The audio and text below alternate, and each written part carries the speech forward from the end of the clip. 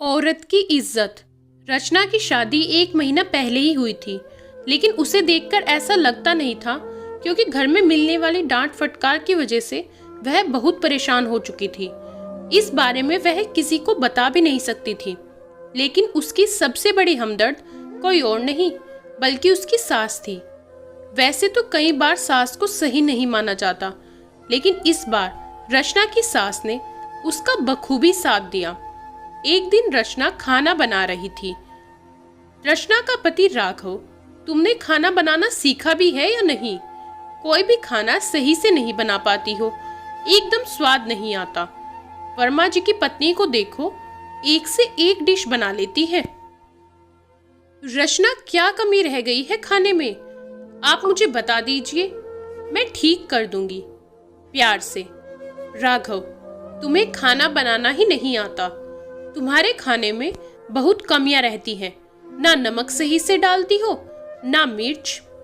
ऐसा बोलकर राघव खाना छोड़कर खड़ा हो जाता है और अपने कमरे में चला जाता है। दूर से ही रचना की सास यह सब देख रही थी और मन ही मन उन्हें पश्चाताप हो रहा था कि आखिर उन्होंने अपने बेटे को औरत की इज्जत करना क्यों नहीं सिखाया। लगभग 1 हफ्ते के बाद रात को राघव और उसके पापा बैठकर ड्रिंक करते हैं, जिसे देखकर माँ कहती है, आप लोग क्या कर रहे हैं? पहले की बात और थी, लेकिन अब तो घर में बहू आ गई है, यह करके घर की शांति भंग ना करे। राघव के पापा गुस्सा करते हुए, तुम्हें कौन सा घर संभालना आता है कि तुम चली घर की जिम्मेदारी उठाने? चुपचाप यहाँ से चली जाओ। यह बातें राघव की माँ को अच्छी नहीं लगती, क्योंकि अब घर में बहू के आने से माहौल सही रहना जरूरी है। कई बार ऐसा होता था कि ड्रिंक करने के बाद राघव और उसके पिताजी को होश ही नहीं रहता और दोनों अस्त व्यस्त पड़े रहते। दूसरे कमरे से ही छिपकर रचना यह सब देख रही थी और अब वह समझ चुकी थी कि इस घर में औरतों की कोई इज्जत नहीं है। एक दिन जब रचना के पति और ससुर अपने अपने काम की वजह से घर से निकले हुए थे, उस समय धीरे से रचना सास के पास बैठकर बोलती है, आज के समय में औरतों को भी इज्जत मिलनी चाहिए जो मर्दों को मिलती है, लेकिन कभी कभी ऐसा हो नहीं पाता। सास, तुम कहना क्या चाहती हो बहू? मैं कुछ समझी नहीं। रचना, देखिए मम्मी जी, मैंने भी देखा है कि पापा जी का व्यवहार आपके प्रति बिल्कुल अच्छा नहीं है और वही राघव का व्यवहार भी मेरे प्रति सही नहीं है। इसलिए मैंने आपसे यह बात की है, क्योंकि मुझे ऐसा ही लगता है कि इस घर में औरतों की कोई इज्जत नहीं है। दोनों बातें कर रही होती हैं कि उसी समय राघव और उनके पिताजी घर में बड़ा सा सोफा लेकर आते हैं, जिसे देखकर सास कहती है, अरे आप यह क्या लेकर आ गए? हमारे घर में तो पहले से ही सोफा रखा हुआ है और एक नया सोफा लेकर आए हैं, वह भी इतना बड़ा। राघव के पिताजी, तुमसे किसी ने पूछा है क्या? इसके बाद राघव और पिताजी दोनों मिलकर सोफे को हॉल में सेट करने लगते हैं, जिसे देखकर रचना सास से कहती है, देखा मम्मी जी, मैं यही तो कह रही थी, हम चाहे उनके लिए कुछ भी कर ले, लेकिन कभी भी इनके दिल में हमारे लिए इज्जत नहीं हो पाएगी, क्योंकि यह कभी भी हमें खुद के बराबर समझते ही नहीं है। रचना की सास अब समझ चुकी थी कि रचना क्या बात करना चाहती है। रचना की सास को अपना समय याद आ गया, जब वह नई नई बहू बनकर आई थी और तभी उनकी सास ने भी उन्हें ताना मारते हुए कहा था कि पता नहीं यह कैसे हमारा घर संभालेगी, इसे तो कोई काम करना आता ही नहीं है।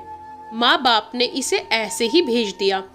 हालांकि रचना की सास पढ़ी लिखी थी और शादी के पहले वह कहीं टीचिंग करती थी, लेकिन शादी के बाद उनकी नौकरी छुड़वा दी गई और तभी से उन्होंने सोचा था कि जब भी उनके घर में उनकी बहू आएगी तो उसके साथ कभी भी गलत व्यवहार नहीं होने देगी। रचना भी पढ़ी लिखी है, उसने भी बीएड किया है अगर वह चाहे तो नौकरी कर सकती है, लेकिन उसको अच्छी तरीके से पता है कि ससुर और राघव कभी भी रचना को नौकरी करने नहीं देंगे। रचना भी रोज रोज के झगड़ों से तंग आ चुकी थी। वह राघव के लिए कितना भी अच्छा काम क्यों ना कर ले, कभी भी वह खुश नहीं होता और हमेशा उसकी तुलना अपने दोस्तों की पत्नियों से करता। वह छुप छुप के रोया करती, लेकिन अपनी परेशानी ज्यादा किसी को नहीं बताती। एक बार उसने राघव से नौकरी करने की भी बात की थी, लेकिन उसने तो मना ही कर दिया था। तब से रचना भी चुप्पी साध रखी थी। एक दिन रचना की सास, बेटा तुमने तो बीएड किया है, तो क्या तुम नौकरी करना नहीं चाहती? रचना घबराते हुए, हाँ मम्मी जी, मैंने बीएड इसलिए किया था ताकि मैं नौकरी कर सकूं और अपने परिवार का ख्याल भी रख सकूं। मेरे पापा मम्मी भी यही चाहते थे, लेकिन राघव को यह अच्छा नहीं लगता। 2 दिन बाद रचना की सास, बेटा तुम काम छोड़ दो, मैं कर लूंगी। कॉलोनी के बाहर जो स्कूल है ना, तुम वहां चली जाओ, वहां तुम्हारी नौकरी लग गई है। मैंने वहां बात की है, वह मेरी सहेली का ही स्कूल है। रचना, लेकिन मम्मी जी, मैं ऐसे कैसे जा सकती हूँ? राघव ने तो मुझे साफ साफ कहा है कि मैं नौकरी नहीं कर सकती। तभी उन लोगों की बात राघव सुन लेता है और चिल्लाते हुए कहता है, क्या बोल रही हो तुम? नौकरी करोगी? रचना, जी वो मम्मी जी। राघव, क्या मम्मी जी? बिना मुझसे पूछे तुमने इतना बड़ा फैसला ले लिया, और तुम्हें किस बात की कमी है जो तुम नौकरी करना चाहती हो? उसी वक्त रचना की सास आगे आ जाती है और वह कहती है, क्या बुराई है अगर रचना नौकरी करे तो? तुम नहीं चाहते, लेकिन मैं चाहती हूँ कि वह जाकर नौकरी करे।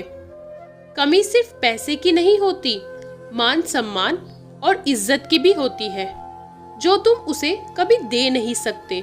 राघव के पिताजी, अच्छा तो तुम ही हो जो उसे हवा दे रही हो?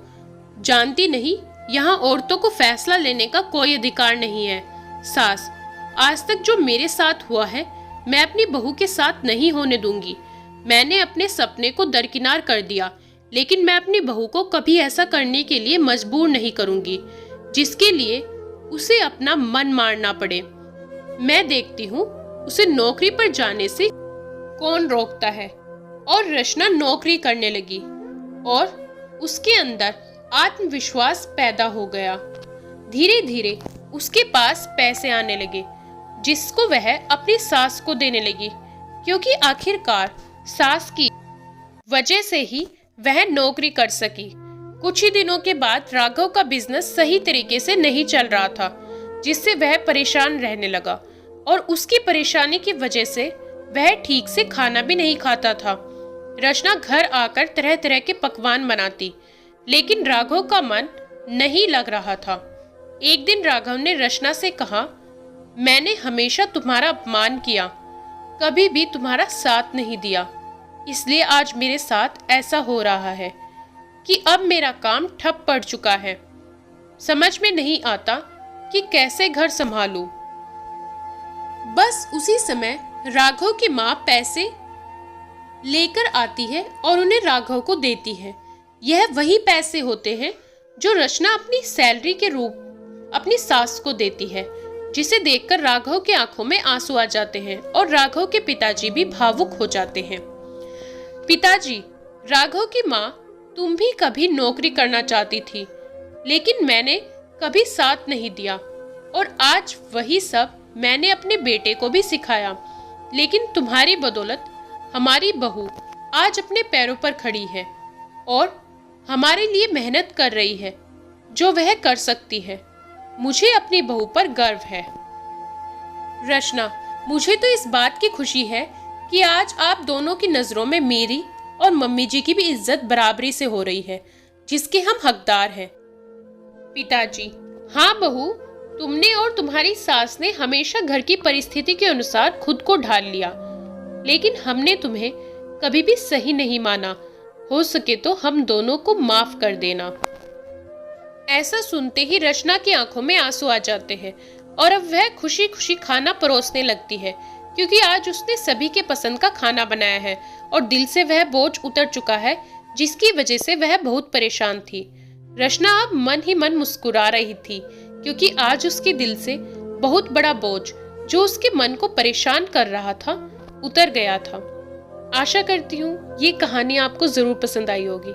अगर कहानी पसंद आए वीडियो को लाइक शेयर और चैनल को सब्सक्राइब जरूर कीजिएगा। धन्यवाद।